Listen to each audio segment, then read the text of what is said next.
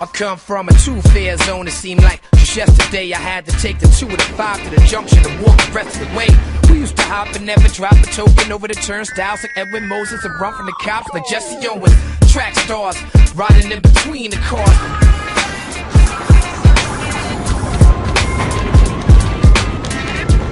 Graffiti is freedom. You know, that's what graffiti is to me, pure freedom. There's definitely a rush. You're in there, you're sneaking in, you're with your homeboys. There's like this feeling, you know, you hear trains, the motor kind of clicking on and off, you hear the tracks change. There's all these elements that add to the whole mystique of that's, in a way, you know, you can't even really describe that to people now. I'm not entirely sure why I write graffiti. It's kind of how, like, when people have conquered something, they stick a flag in it at the end. And that's my version of my flag, maybe. If I'm upset or I have pain or rage in me, I'll just go out and just destroy shit. For me, writing was a release. It was an escape from, you know, my parents bitching and complaining in the house. It was an escape from my block. I started writing to get away from all that, to assume another identity, to have a good time with my boys, to be down with, like, you know, some rebellious shit. You stay anonymous is who you are. And that's the whole point of it.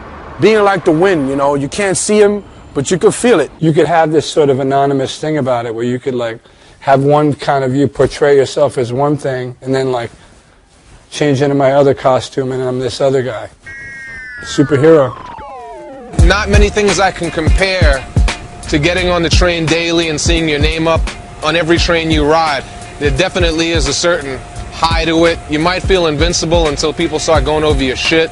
I feel like a super actor, man, you know, it's pretty cool. In the beginning, it was just about being famous, kind of getting up to get fame, and everyone wants to be famous. This graph culture is serious, man, know what I mean? It's been handed down from generations to generations to generations, man. Only a real artist will get his light and will get to shine. I mean, a real writer is somebody who picks up a pen and goes out and writes in the street. Illegally. They do what they want to do, when they want to do it. And they do it gracefully and they do it with style. Graffiti writers are the most resourceful people in the world. I guess like most indigenous people, they made the best of what was around them. That same creative nature will help them find a way. The desire's there. People want to paint. They're not going to stop it completely. How are you going to pay for freedom, bro? You don't pay for freedom, you take it. My name is famous, my face unknown. Take a walk with me, we going all for team. Solid feeling. Walk with me, let's take a walk. Take a walk with me, let's take a walk. Let's go bombing. Let's go bombing.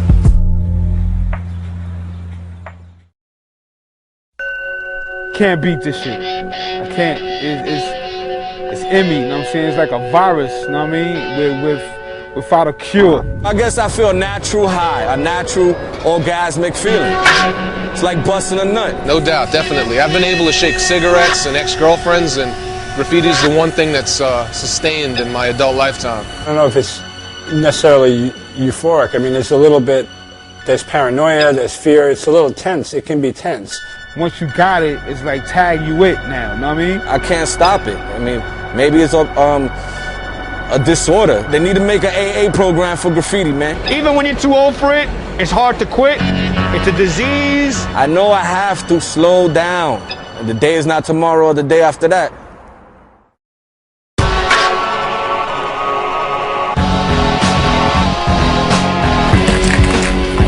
Tagging is the development of graffiti. Graffiti developed out of tagging. There was nothing else that's now called graffiti that didn't, it all started with tagging. That's how it started, tagging.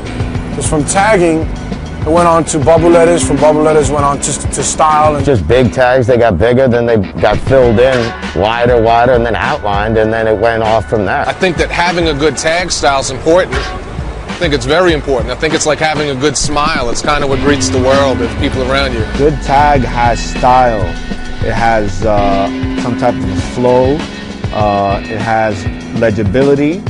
And it also has repetition. You got to write it over and over and over and over again. You want your shit to look good, stand out, and look original, and nice and clean. It's a logo, you know what I mean? And with that, you can take it beyond. It's basically like a UPC symbol, you know what I'm saying? Get scanned every day by the human eyes. ultimately advertising, for those individuals is something that they will always be connected to. Tag is your name, your logo, is the most important element of bombing. I think it's strange that some people have mastered piecing and can't tag. I've seen riders that have, amazing throw-up styles and can't even throw a tag. Sometimes it suggests that you might paint a little bit more than you bomb, and usually you bomb and then learn how to piece. So the evolution's a little off as far as I'm concerned. Your tags is like your soldiers. You lay them down strategically around the city. The more soldiers you have in an army, the more chances you have to win the war. Your tag, your signature is who you are as a writer to the rest of the world, to the rest of the writing community. So once you get your tag, that becomes who you are.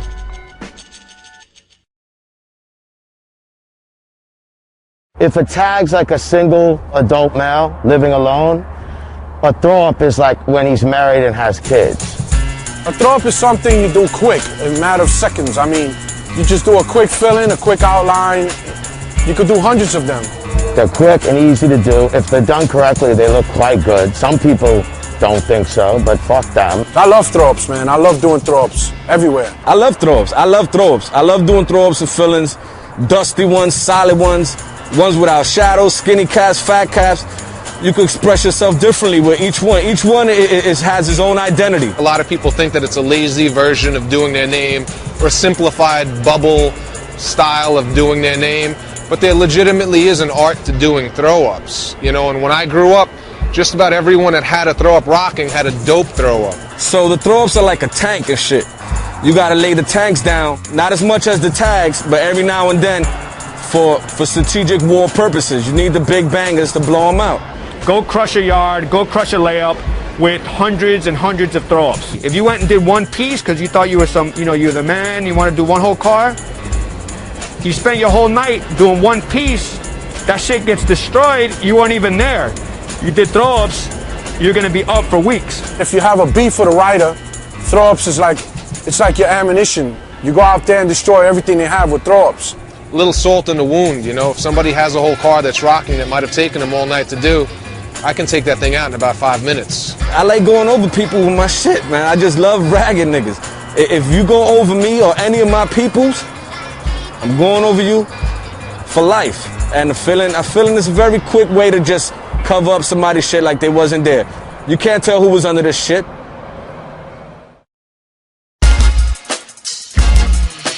The philosophy of piecing and burning is based upon styles. Styles evolved out of throw-ups from, riders just adding colors and arrows and connections. The pieces back then were big renditions of tags, and it was all about making your name more visible.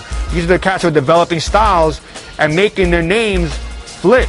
Making them block letters, making them marshmallow letters, making them, platform letters or whatever, making them British letters. All these terms that they were using, they invented that shit.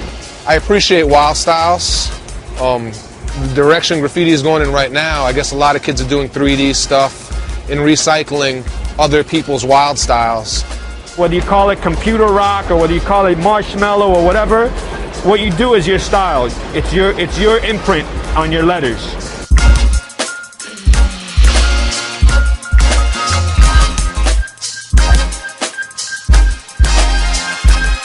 I think style is a personal taste. Some people that would be considered toys have style. To me, style is like a flow, a rhythm to your letters. You gotta make it cartoon-like, make it have some type of life in it. So it's like a knee kicking. I try to do my S original, half of New York City took it, and my F is fat like me. If something looks like extremely sterile and generic to me, it loses its sense of style. Specialized caps and rulers and levels, and it almost becomes like plastic fucking surgery. Does that girl really look good with fake breasts, Botox, and like huge bubble lips? Some guys, yes, she's gorgeous and I'll go all out for her. Other guys, no, she's like a freak of nature.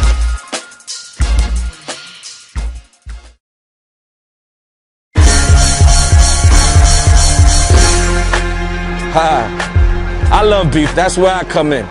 I love to just take niggas' careers and just end their fucking careers. Beef is a conflict. Beef is when somebody goes over your shit, you know, when somebody talks shit about you. It's another word for saying, you know, I have a problem with someone. You have writers who come and want to dish your throw up or your piece, you have to retaliate. Niggas I see I got beef with, you know what I'm saying? I'm the type of person, I'm a mastermind, you know what I'm saying? I don't just jump at it. I mean, I see you, I'm gonna do the homework for you, you know what I mean? I love going over people. Graffiti, I've said it before many times, is a full contact sport. Careers were ended off of beef. People have been killed off of beef. It was always a part of graffiti. I mean, in a very strange way, it's kind of what kept it competitive and exciting for me. You have people that are competing for the same space on the streets, and you know, you're gonna bump heads with people just because of that alone. People would get run off the line, you know? I can't go paint over there because I have beef with someone. You know, my shit ain't gonna last on that line because cats are beefing with me. I don't think anybody ever wants beef other than when you're like 16 and you want to be noticed and you want to, you know, be paid attention to. Or some writers just go over you just because they want to meet you or they want to get famous quick. You know, dudes go over me, I run circles around them. They really can't catch up to me. I am really that advanced. And it's kind of a joke. It impacts people's styles. They have so much beef, they don't ever want to put more time into developing something with more style because it ain't gonna last. You know, whether or not it was you and the beef, you got to watch beefs unfold on the sides of trains. You got to watch two crews battling or two crews dogging each other's shit. And you know, it's like any good boxing match. You just sit back and kind of watch it and see who wins at the end. Beefs get squashed by fighting. Beefs get squashed by, like, you know, by saying, hey, forget about it. Wow, I didn't even know it was you all these years. I made a call, you know what I'm saying? It went through the wire. I told the dude, you know what I'm saying, you want to dead the beef, give up a large sum of paint, man. Paint, markers, ink. Beefs get squashed that way too. You, like, you know, you pay your way out of a beef. You better be on your P's and Q's, man. Know what you're doing.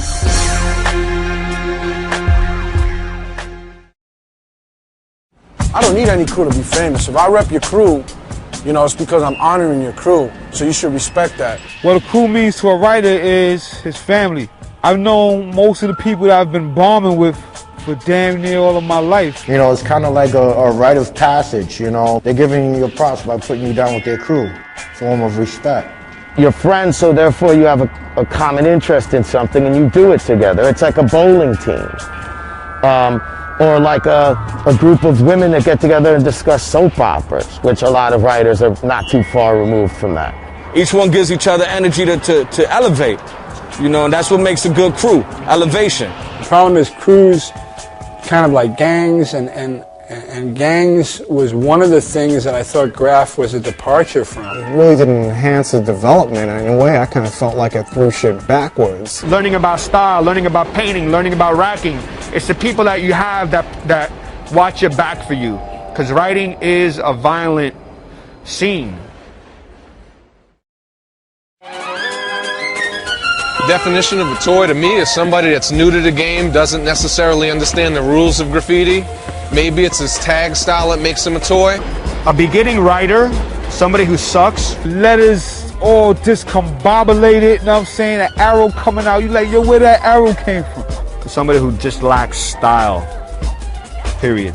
No style, no knowledge of what's going on. They just go around tagging their name wherever they can.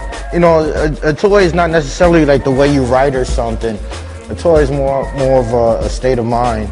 Hanging out with a bunch of toys, hanging out with a bunch of cats that don't necessarily get up.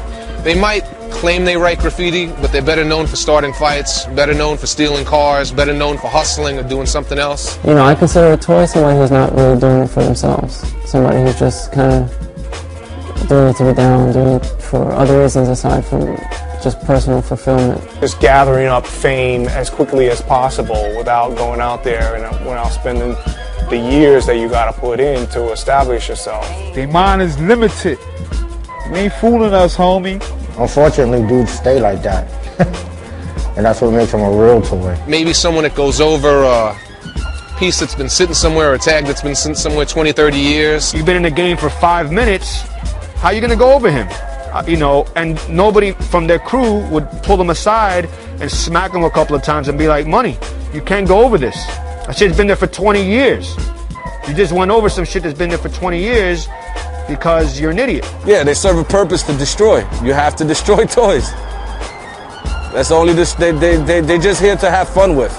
Exactly what they are, toys. They might as well be made by Mattel or Hasbro. Predator and prey, you know? You know, toys are suppliers to the many kings of the graffiti world. They usually are quick to give up their paint. You know, you just, yo, toy, give me your paint. And they're quick to oblige. There needs to be someone you can go over without worrying if he's going to go back over you. So it balances things out, I think. I just go over their shit and crush their fucking feelings. Toy's a writer who just started, really. I mean, everyone was a toy. I mean, I really don't diss toys because I was a toy at one time too. Basically, everybody starts out that way. Everybody. I was certainly a toy. I mean, I was not only a toy, I was almost, could be called a graffiti groupie. And then I would do pieces on trains, and I would see my pieces on the trains or my trovs, and they would pull in. All the other shit looked fresh. My shit didn't look fresh. It doesn't mean that you have to remain in that category. But yes, everyone's a toy at the beginning. Nobody can deny that. And toys that are willing to accept that and learn from somebody who's better than them have a good chance of getting better. Basically, graffiti writers write on anything. I mean, I see writers write on church, man. Churches. You shouldn't write on churches or children's little schools. It was irrelevant whether it was a Catholic church, a place of worship, maybe a synagogue or a mosque. You just didn't write on these places of worship. Now, I've written on churches before, you know what I'm saying? And it's not like I knew it was a church. It was more like I'm hitting it up, then later on I'll be like, oh. You don't write on people's houses. You know, you just didn't do that. That's kind of gone out the door as well. You don't ride on cars, like just regular civilians' cars. I've seen people ride on in cemeteries, man. I mean, there's things you should respect. You didn't write over someone else's rest in peace mural, for that matter. Usually they were respected in, you know, when there's beef, people will go over a dead person's rest in peace memorial. I mean, I've seen dead people with more beef while they were dead than when they were alive. Well, number one ethic, do not go over scuff. Number two ethic, do not go over scuff. I never wrote on nobody's house. I can't front. I wrote on writers' houses, writers that I have beef with. Say you have a little tree-lined street and people are writing on people's fucking garage doors and shit like that. The whole ethics question has changed since I was around too, because I remember like people wouldn't, you know, write on trees or they wouldn't write on the floor. There's just some areas like neighborhoods where graffiti looks fucking stupid, like just ridiculous, you know what I mean? It's like, what the fuck are you doing?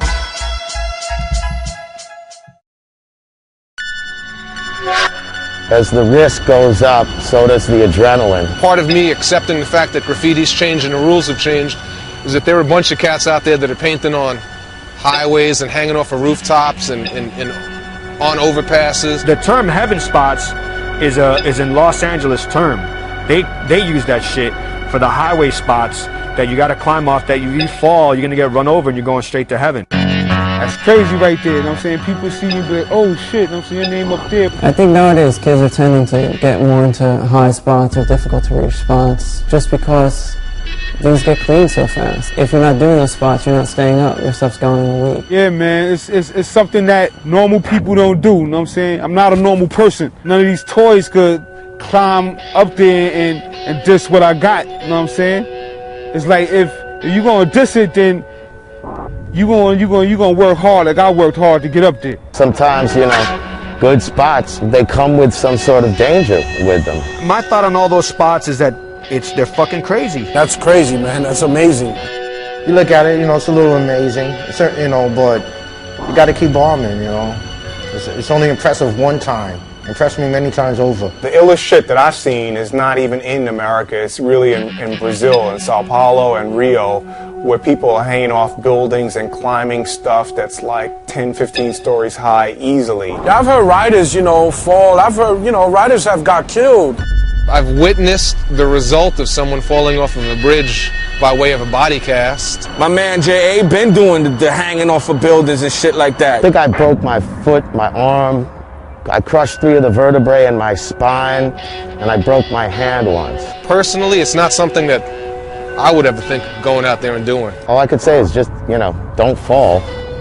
And it's a good spot. It's definitely the next level of wanting to get your name up.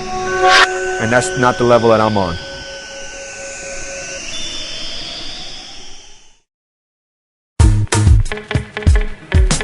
Racking is traditional, man. Back in the early 80s, in the 70s when graffiti on the subways, everybody racked their paint. The more paint you have, the more graffiti you can do.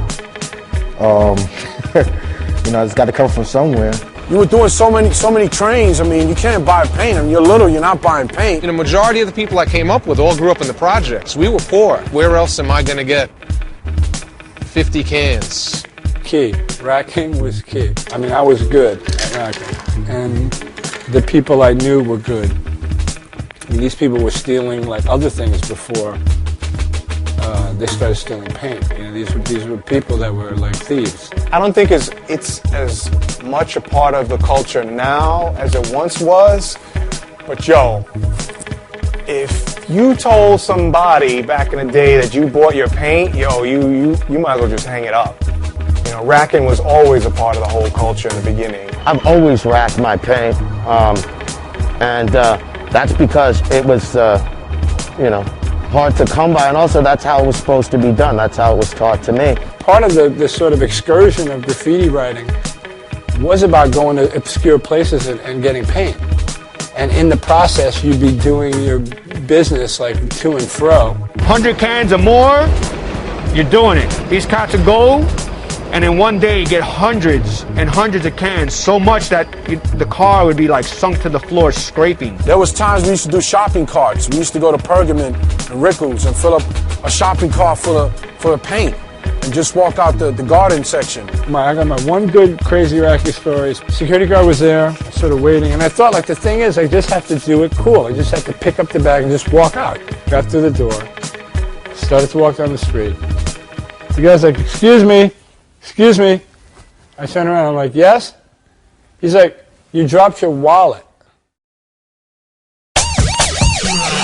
Vandal Squad's full of shit. People that chase around fucking graffiti writers all day. Come on, man, there's real crimes in this city. We here to get up, We ain't selling no drugs to nobody. We're not killing the community. We're beautifying the community. What they basically do, man, is they go out and they're like secret operatives, they're like undercover cops that go out and try to infiltrate and try to arrest writers. The Vandal Squad, as I knew it, was just as savvy as any graffiti artist. They were just as well versed about the history of graffiti. They knew who had beef with who and who was bombing where. And in a weird way, that kind of coexisted with writers, because you knew that they were around and you knew that they had a certain list. When we got caught, I was shown a list that actually impressed me. The same people that were at the top of their list would have been at the top of my list. Vandal Squad. Fuck them niggas.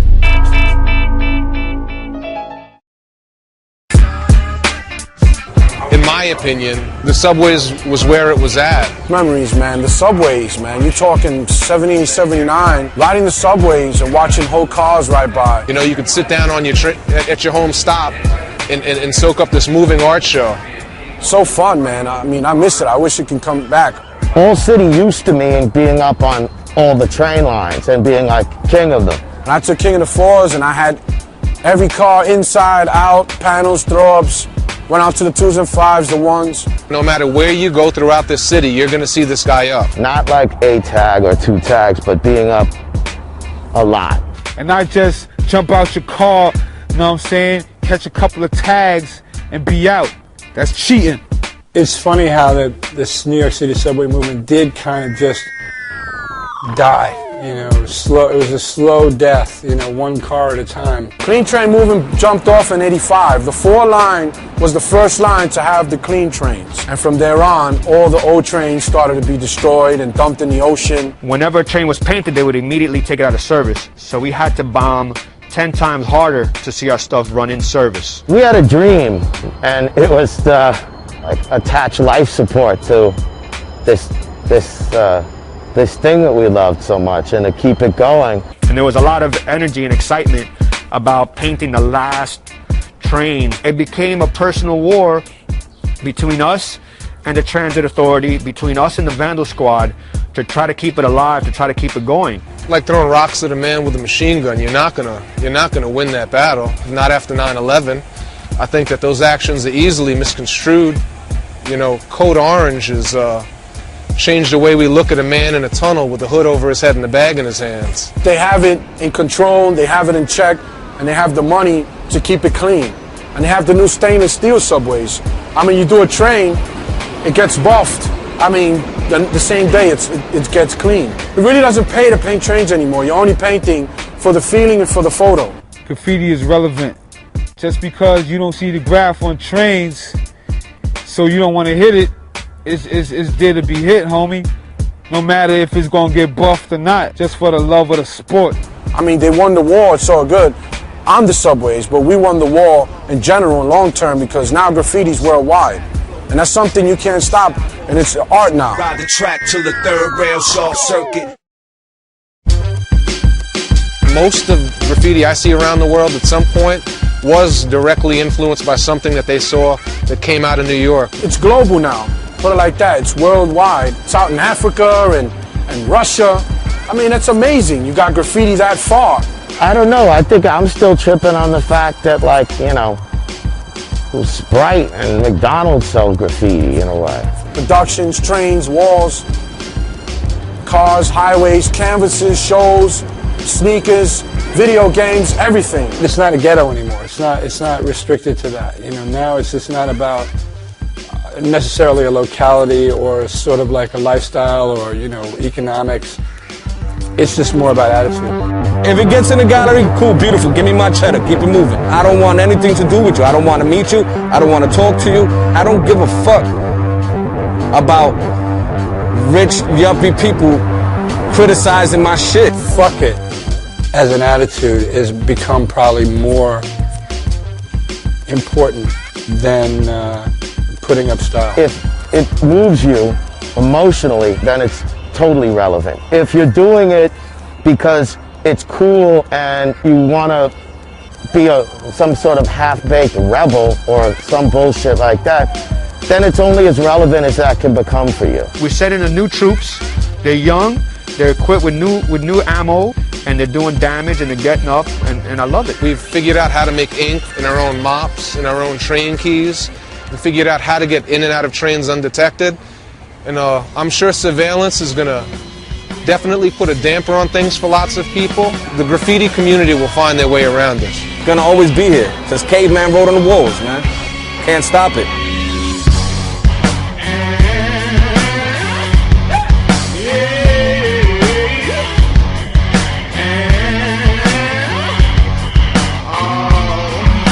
We're dying over black gold, they harvest in the sand. Presidents living marvelous, they starving in Sudan. It's obvious we walk a blind path to oblivion. The book of Judges, read the scriptures, I'm like Gideon. Light my fire, start my engine. When Pharaoh becomes Moses, it's medicine for who listens. A veteran with a mic bringing prophecies to fruition. Motivational verses on an adverse condition.